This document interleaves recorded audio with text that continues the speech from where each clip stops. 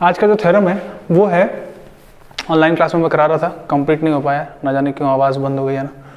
The angle subtended by an arc of a circle to the centre is, यहाँ पे है is मतलब equal to double the angle subtended by it, यहाँ पे it क्या है, वही आर्क, उसी आर्क जिस आर्क ने सेंटर पे एंगल सबटेंड किया है, उसी आर्क ने सबटेंड किया है, मैंने उसी आर्क ने सबटेंड किया है कहाँ, एट एनी पॉइंट, किसी भी पॉइंट पे ऑफ द रिमेनिंग सर्कल, उस सर्कल के रिमेनिंग हिस्से पे जहाँ भी सर्कल, जहाँ भी एंगल बनाया है उसका डबल हो जाएगा, ठीक है ना।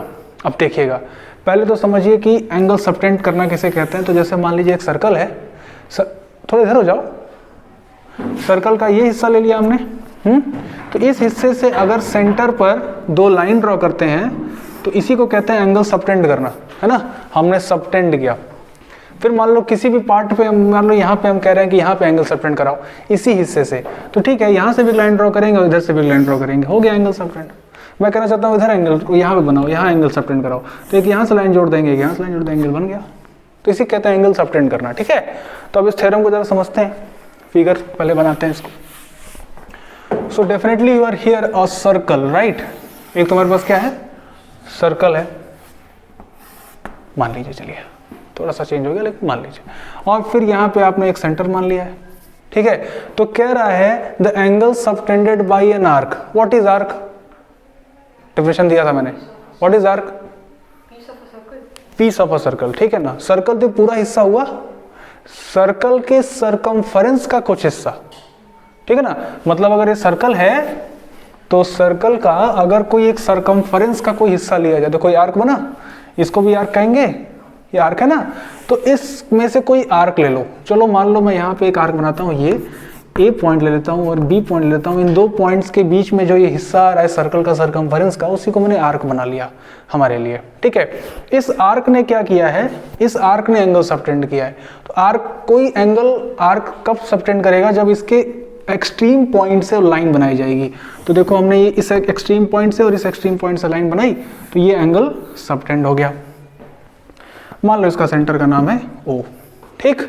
तो वो कहना चाहता है कि भाई अगर एक सबटेंड किया जरा एंगल बाय एन आर्क, कहाँ पर, सेंटर पर किसी एक सर्कल के, इज हो जाएगा वो डबल, ठीक है ना।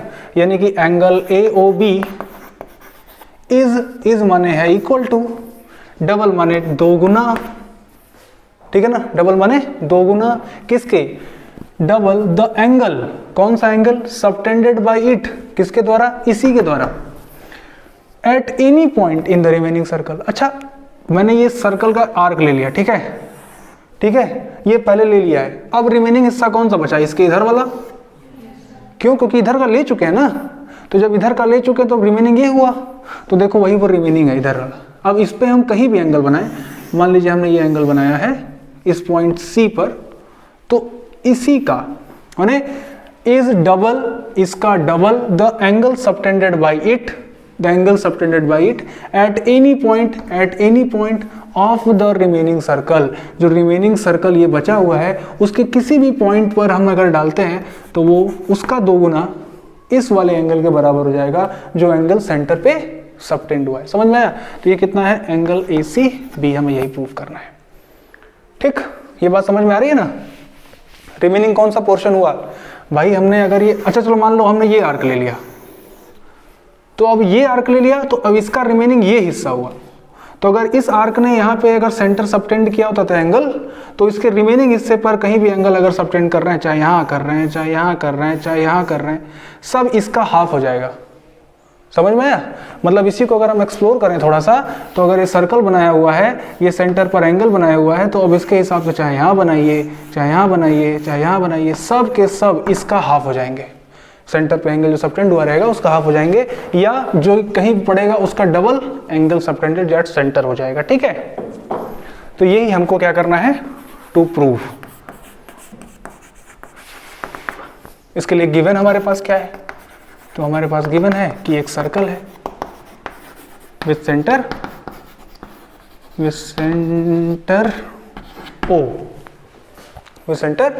O and angle AOB is angle subtended at center, subtended at centre. इसको प्रूव करने का क्या करेंगे, हम एक छोटा सा कंस्ट्रक्शन करेंगे। देखिएगा कंस्ट्रक्शन क्या करेंगे, हम करेंगे ज्वाइन, या ज्वाइन ना करके लिखिए ड्रॉ। मैं क्या ड्रॉ करूंगा, देखो मैं इस सी पॉइंट से एक लाइन या एक रे ड्रॉ करूंगा, ठीक है। इस सी पॉइंट से एक रे ड्रॉ करूंगा, इसका नाम मैं दे दूंगा सीई, जो पास होगा कहां से, ओ से। तो मैं लिखूंगा ड्रॉ सीई, एक रे, ड्रॉ सीई जो कि एक रे है, पासेस थ्रू कहां से, ओ से, सेंटर से पास होगा। अब आपके सामने जो दिख रहा है वो आप लोगों को लग रहा होगा कि या तो इसमें हम कॉन्ग्रुएंसी कुछ इस्तेमाल करें, ऐसा कुछ करेंगे, कर सकते हैं, लेकिन फिलहाल इसको दूसरे तरीके से मैं करके दिखाता हूँ।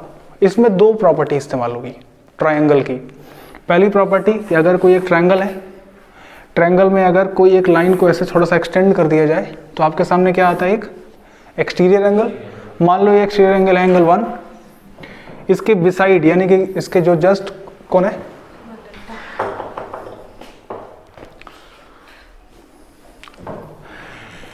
ये एंगल मान लो हमने 2 मान लिया, इसको हमने एंगल 3 मान लिया, ठीक है। तो आपने जानते हो ना कि एक्सटीरियर एंगल का सम, ठीक है, इन दो एंगल के सम के बराबर होता है। Angle 1 should be equal to angle 2 plus angle 3, ये बात जानते हैं आप। एक और प्रॉपर्टी का इस्तेमाल कि अगर एक ट्रायंगल है, इस ट्रायंगल में अगर कोई दो साइड इक्वल है तो उसके अपोजिट दो एंगल्स क्या हो जाएंगे, इक्वल हो जाएंगे। ये भी बताया गया है, ये भी इंपॉर्टेंट है। चलिए बस इन्हीं दोनों प्रॉपर्टी का इस्तेमाल करके हम इस थ्योरम को प्रूफ कर लेंगे। आइए देखते हैं कैसे करते हैं। मान लो इसको एंगल मान लो एंगल ए, इसको एंगल मान लो एंगल बी, ठीक है, ठीक है। हाँ, या और आसान कर देता हूं मैं,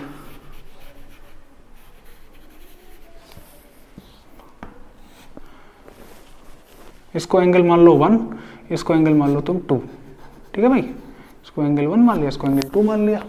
चलो इसको मान लेते हैं एंगल ए, इसको मान लेते हैं एंगल बी, इसको मान लेते हैं एंगल सी, इसको मान लेते हैं एंगल डी।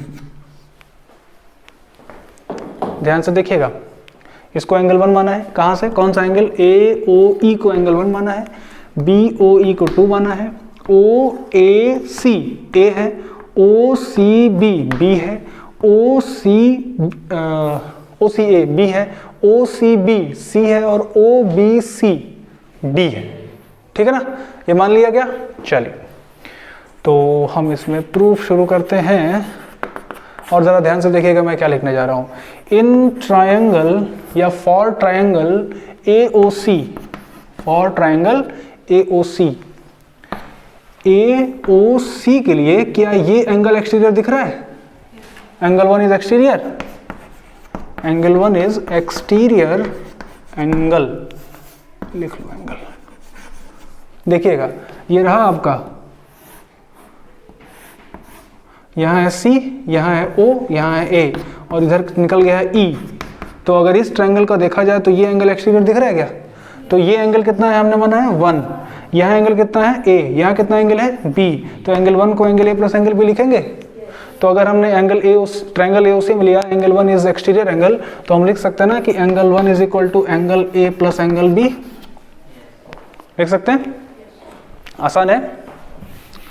चलिए तो एंगल ए और एंगल बी लिख लिया हमने क्वेश्चन नंबर 1, ठीक।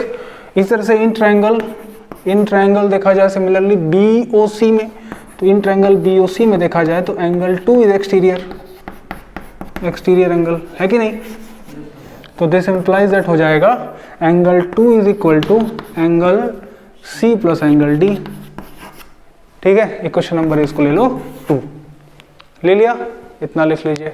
फिर मैं आप थोड़ा सा मिटाता हूँ, मुझे थोड़ा सा मिटाना पड़ेगा, या हाँ लिख लीजिए। हाँ देखें, अब देखिएगा एंगल 2 और एंगल 1 की वैल्यू हमने निकाल ली एक्सटीरियर एंगल सम की प्रॉपर्टी से, ठीक है।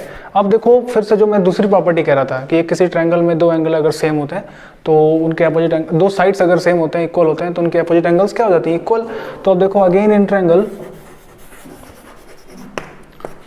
इन ट्रायंगल ए ओ बी में देखो तो ए ओ सी में देखो तो ए ओ सी में देखो, आपको ए ओ सी में दिख रहा होगा कि ओ ए जो है वो ओ सी के बराबर है, दिख रहा है क्या? ओ ए इज इक्वल टू ओ सी, क्यों?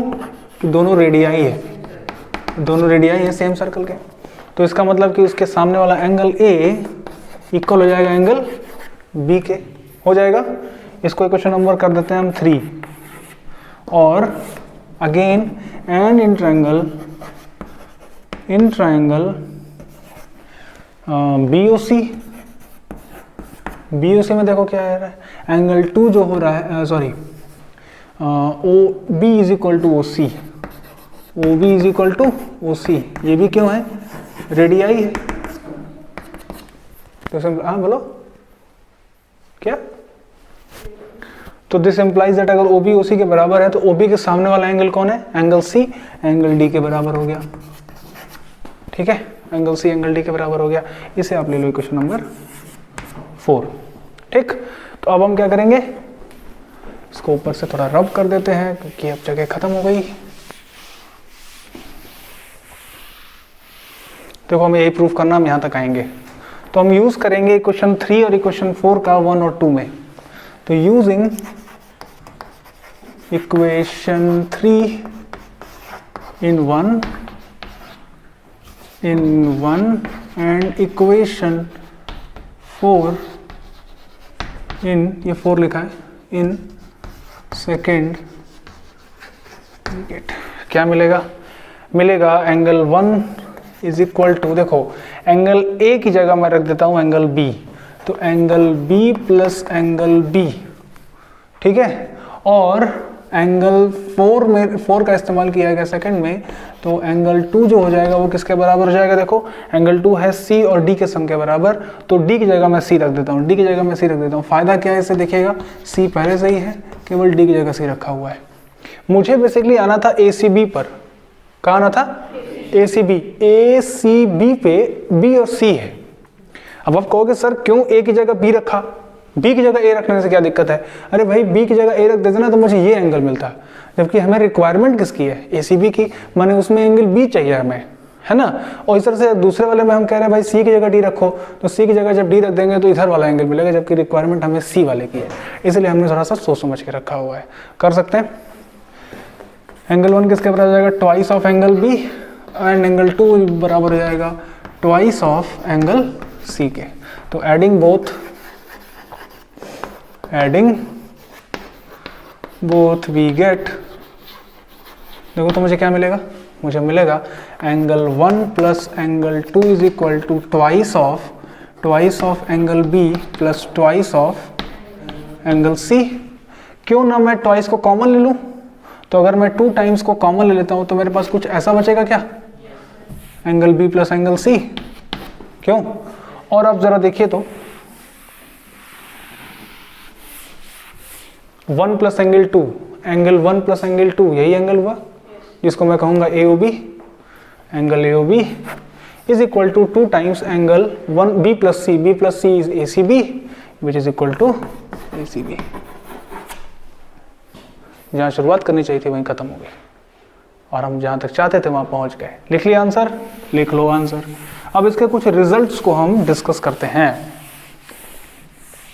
And now we are going to discuss some result of this theorem. इसका रिजल्ट ये कहता है, हालांकि इसको मैंने पहले भी डिस्कस किया हुआ है, लेकिन इसी को स्टेटमेंट वाइज एक थ्योरम के रूप में दिया हुआ है। वो थ्योरम मैं प्रूव नहीं कराने जा रहा हूँ, उसके रिजल्ट के बारे में डिस्कस करने जा रहा हूँ।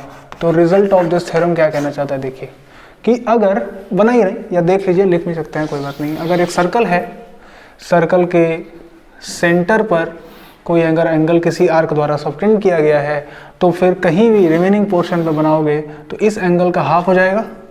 तो अगर ये x है एंगल, तो ये कितना हो जाएगा? x/2 होगा कि नहीं? तो ये एंगल कितना होगा?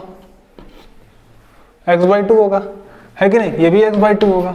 ये एंगल कितना होगा? x/2।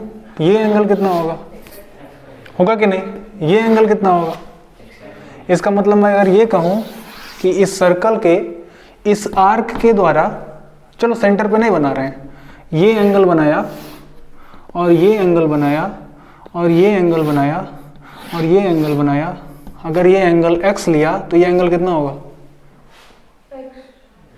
भाई यही बता रहा ना।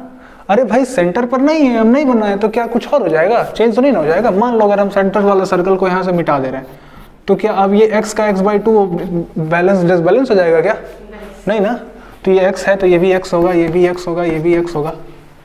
ठीक है, यानी कि अगर सेम मार्क से किसी एंगल को सबटेंड किया रहा है सर्कल के अंदर तो सभी एंगल्स क्या हो जाएंगे? इक्वल हो जाएंगे डायमेंशन में, मतलब मैग्नीट्यूड में। अच्छा, अगर मान लीजिए कि मैं एक लाइन ऐसे जोड़ देता हूँ, अगर मैंने लाइन जोड़ दिया तो ये क्या बन गया? ये हिस्सा को क्या कहते हैं हम? सर्कल के कॉर्ड से अगर हम आर्क को लेते हैं तो ये सब क्या कहते हैं? सेगमेंट कहते हैं ना। तो अगर हम सेम सेगमेंट में ढेर सारे एंगल्स को बनाते हैं तो सभी एंगल क्या हो जाते हैं?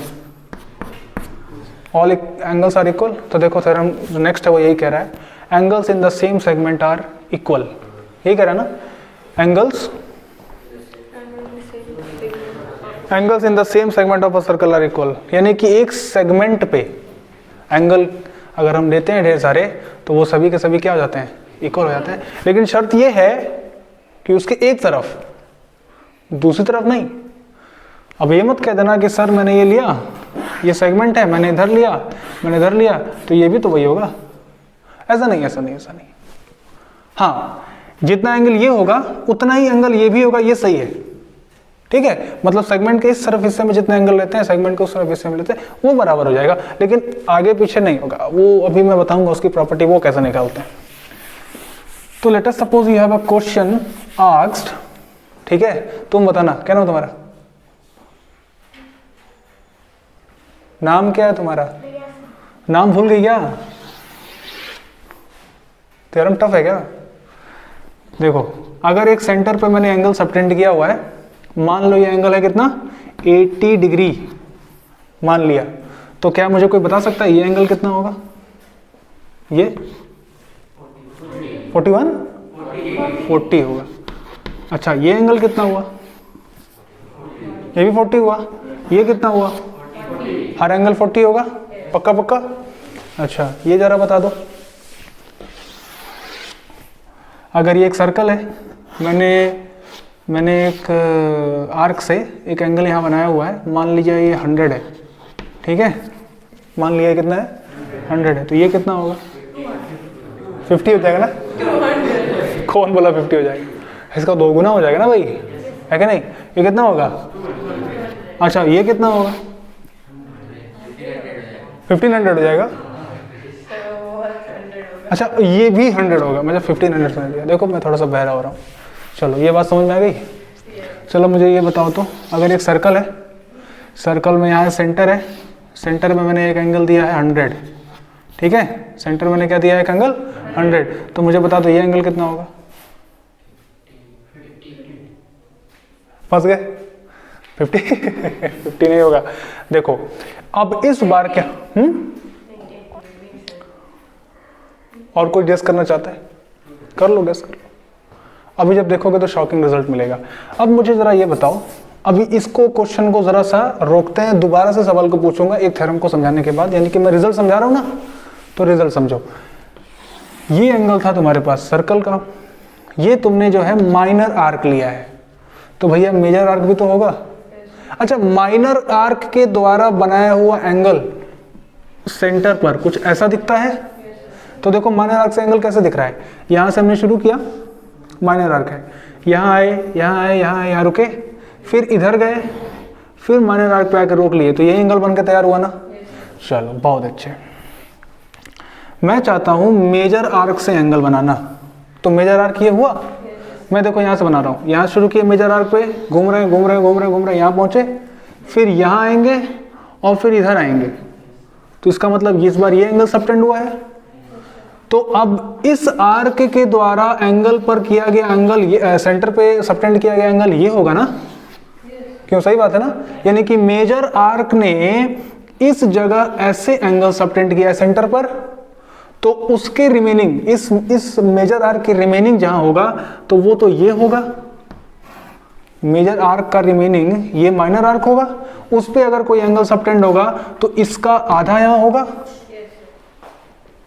इस पूरे का आधा यहाँ होगा अकॉर्डिंग टू प्रीवियस वाले के, है कि नहीं? तो अगर प्रीवियस वाले के इसका आधा होगा तो अगर ये पूरा का पूरा x है तो ये कितना हो जाएगा? सही है ना? तो अब ध्यान दीजिए, मैंने सवाल पूछा था, ये एक सर्कल है और यहाँ पे ये एंगल सेंटर पर 100 डिग्री बना रहा है, ठीक है? तो ये एंगल कितना होगा? तो सबसे पहले एक काम कर लेते हैं, इसके मेजर आर्क से एंगल देख लेते हैं कितना है। तो मेजर आर्क से अगर एंगल देखेंगे तो ये एंगल बनता है। पॉइंट पे अगर कंप्लीट एंगल देखते हैं तो कितना होता है? तो अगर ये इतना 100 है तो ये कितना होगा? तो ये 260 हुआ। इस एंगल के अलावा इस एंगल के बाद जो इधर जो रिमेनिंग पोर्शन एरिया है वो ये है, इसका एंगल कितना होगा? इसका हाफ। कुछ पल्ले पड़ा क्या? मजेदार है ना? मजेदार है ना? ये तो कंफ्यूज करता है ना आपका 50 सही है, ना आपका 80 सही है, ना आपका 150 सही है, ना आपका 180 सही है। सही हो गया 130। कंफ्यूज किया? फिर से एक आध क्वेश्चन करें? अच्छा है ना ये थ्योरम? इस पे क्वेश्चन को आएंगे। एक सर्कल, सेंटर, हाँ सेंटर पर हमने ये एंगल बनाया है, ये लिया है हमने, मान लो 120, ठीक है? कितना बनाया ये? तो बताओ मुझे ये एंगल कितना हुआ और ये एंगल कितना हुआ? चलो बताओ, यहाँ है A, यहाँ है B, बताओ एंगल A कितना होगा? 60 डिग्री। ये तो बड़ा अच्छा लगा, आसान था। ये एंगल कितना होगा? 120। ये भी 120 होगा? श्योर? तुम्हें समझ में नहीं आया?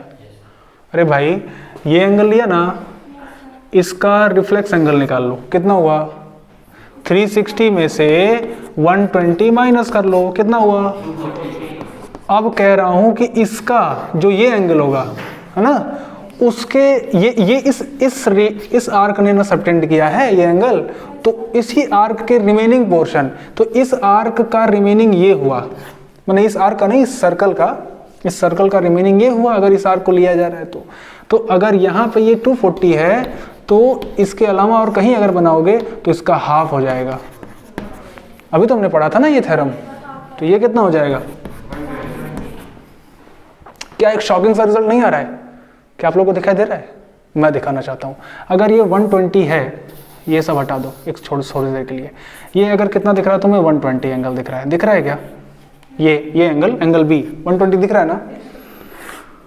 चलो, अगर ये 120 दिख रहा है तो ये कितना दिख रहा था? ये दिख रहा था ना? तो अगर ये सब ना हो, कुछ समय के लिए सोचो, और केवल ये इतना हो, तो क्या आपको ये कुछ क्वाड्रिलेटरल बनता हुआ नहीं दिखाई दे रहा है?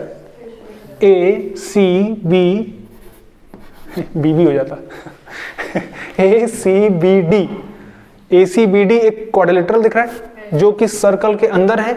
तो जो क्वाड्रिलेटरल सर्कल के अंदर होता है वो कहलाता है साइक्लिक क्वाड्रिलेटरल। क्या कहलाता है? अब साइक्लिक क्वाड्रिलेटरल में तुमने देखा कि अपोजिट एंगल का सम होगा, हमेशा होगा। ये भी एक थ्योरम है, मुझे प्रूफ करना है। अभी हम लोग प्रूफ करेंगे अगले वीडियो में, इस वीडियो में तो नहीं, लेकिन क्लास में तो करते रहेंगे वो अगले वीडियो में बताऊंगा। तो देखिए ये सर्कल है, इस सर्कल में आप देख रहे हो कि अगर हमने कभी भी देखो, कोई भी एंगल देख लो, कोई भी एंगल देख लो। अच्छा आप ये मानो कि सर ये तो आप थ्योरम बता रहे हो, मैं कैसे मान लूँ? भाई देखो ये है ज्योमेट्री, ठीक है? आप ज्योमेट्री को ज्योमेट्री बॉक्स से बना सकते हैं। आप घर पे जाइए, आप एक काम करिए, एक सर्कल बनाइए, ठीक है, सुंदर सा, उसके बाद एक आर्क ले लीजिए अपनी इच्छा से, और वहाँ से एक सेंटर पे एंगल सबटेंड कर लीजिए अपने मर्जी से। मान लिया कि एंगल सबटेंड किया हमने 40 डिग्री, कितना एंगल सबटेंड किया? तो फिर आप कहीं भी एक ऐसे आर्क बना लेना और इसका एंगल मेजर कर देना यूजिंग कंपास और प्रोट्रैक्टर, ठीक है? तो पक्का जानते हो कितना होगा? 20 होगा। और अगर इसी तरीके से इसी आर्क को ये मेजर करोगे, कितना होना चाहिए? 160, क्योंकि इसका 180 है सम, तो ये कितना हो जाएगा? डायरेक्ट भी कर सकते हैं, वैसे भी करके देखो तो ये 40 है, तो ये कितना होगा? 220, ये होगा ना 220, सॉरी 320, सॉरी 320 होगा ना? 320 का हाफ ना इधर होता है ना 160, सही है ना? अच्छा जरूरी नहीं कि ऐसे ही हो, अगर देखो हम लोग एक ही फिगर के ना यूज टू हो जाते हैं, फिर क्या होता है जब हम फिगर को थोड़ा चेंज करते हैं ना तो हम लोग को परेशानी आती है। तो आप ये देख लीजिए, ये भी तो आर्क बन रहा है, ऐसे भी तो बन सकता है। तो इधर वाले के लिए आप कंफ्यूज नहीं होंगे कि अगर इधर हमने लिया 150 तो इधर कितना हो गया, इधर कितना होगा, ये थोड़ा घूम गया, 75, ये कितना होगा 75 होगा, और ये कितना हो जाएगा, अरे रे रे रे थोड़ा गड़बड़ होगी, थोड़ी गड़बड़ होगी। हाँ, हालांकि तुम समझ गए होगे अब कितना हुआ, 75 होगा तो 105 हो जाएगा, तभी 180 होगा। समझ गए ना, समझ गए इस पूरे थ्योरम को अच्छे से, समझ गई प्रिया? प्रिया ना मैं तुम्हारा तो नाम ही भूल जाती है। चलिए नेक्स्ट थ्योरम लिखिए, हेडिंग दे दीजिए cyclic quadrilateral.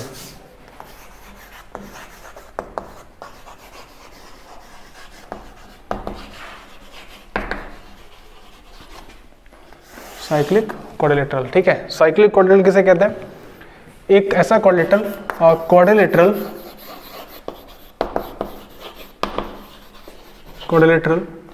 whose all vertices या all 4 vertices lies on a circle, ठीक है, ठीक है, is called cyclic quadrilateral।